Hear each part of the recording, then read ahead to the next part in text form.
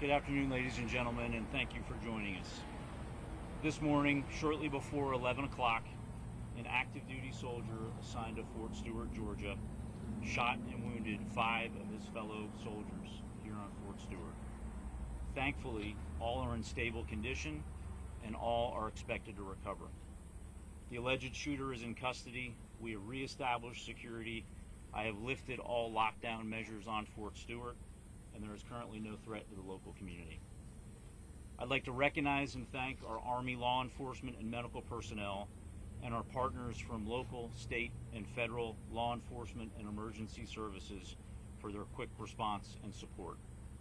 I would also like to thank the brave soldiers who immediately intervened and subdued the shooter. These soldiers, without a doubt, prevented further casualties.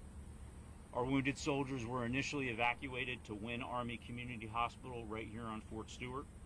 All arrived in stable condition, and 3 of the 5 required surgical intervention. 2 have been transported to Memorial Hospital in Savannah, Georgia for additional care. We have identified the alleged shooter as Sergeant Cornelius Radford, an automated logistics sergeant assigned to 2nd Brigade Combat Team. Sergeant Radford has not previously deployed to combat. Sergeant Radford has been interviewed by the Army Criminal Investigation Division and is currently in pretrial confinement, awaiting a charging decision by the Office of the Special Trial Counsel. Right now, our primary focus is first on caring for our injured soldiers and their families, and also supporting the soldiers of the Spartan Brigade. All of the families of the victims have been notified, and we're wrapping our arms around them and ensuring we provide them all the support that we can. Before I take questions, I want to remind you that this is an ongoing investigation and we're still gathering questions. And ladies and gentlemen, I'll now take your questions. General Lewis will be Coastal News. Can you give us what unit he was assigned to and how long he served in the Army? I believe if you didn't mention that. Yeah, he is assigned to one of our sustainment units here in 2nd Brigade Combat Team at Fort Stewart, and I will have to confirm how long he served with us. Yes, sir. Sergeant Russ Bynum with the Associated Press. As best you can, knowing it's so early, can you walk us through where this happened, what happened in the shooting, and were the victims subordinates of the sergeants, or were they people over him in rank? Yeah, right now it's premature, and we're gathering a lot of the information. What we know is this soldier, the shooting occurred at the soldier's place of work. It did involve his co-workers. We're still not certain about the motivations, but again, he's been interviewed by Army investigators, and we believe we'll gain more information here shortly. We've heard that the shooter... Yes, ma'am. WSAB, do you know if this was any kind of training exercise, or were they cleaning any weapons, anything that you know so far? No, ma'am. We don't have any reason to believe it had anything to do with a training event. Other than that, I can't state the motivations for this soldier. We've heard that the shooter may have been from Jacksonville, Florida. Are you able to confirm that? We also heard that he had maybe been arrested for a DUI recently.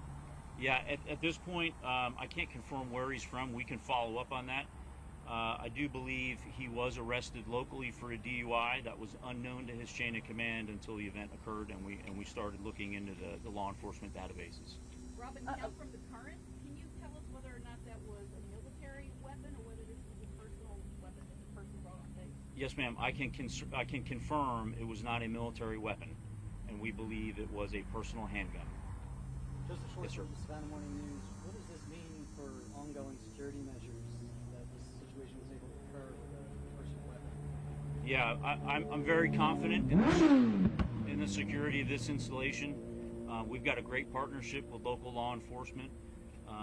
As you can see here at our gates, we have armed guards in protective equipment. This one's a bit difficult, and we're going to have to determine how he was able to get a handgun to his place of duty. Alicia, what news for Jax? Has the suspect had any prior disciplinary or behavioral issues on base? No, ma'am, not that we're aware of. But again, it's early in the investigation, but not that I'm currently aware of. I know that... You mentioned how some soldiers helped subdue him. Do you know if his arrest ultimately surrendered peacefully, or what his arrest involved? I don't have the details on that, but I know that his soldiers in the area that witnessed the shooting immediately and without hesitation tackled the soldiers, subdued him, that allowed law enforcement to then take him into custody. And we've got time for one more question. I know that you can't speak to the motivation, but you know, if this turns out to be some situation where somebody had extremist beliefs or maybe classified as a terrorist attack, I mean, how does that change the base's response or the base's investigation moving forward?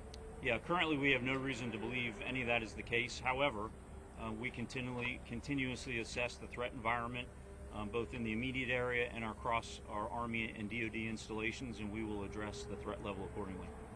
You have the rank of the shooter? Yes, sir. He was a sergeant. Okay. Ladies and gentlemen, thank you for your questions, and again, thanks to the local responders and the local community for their help. Thanks, and have a great afternoon. Thanks. Thank you.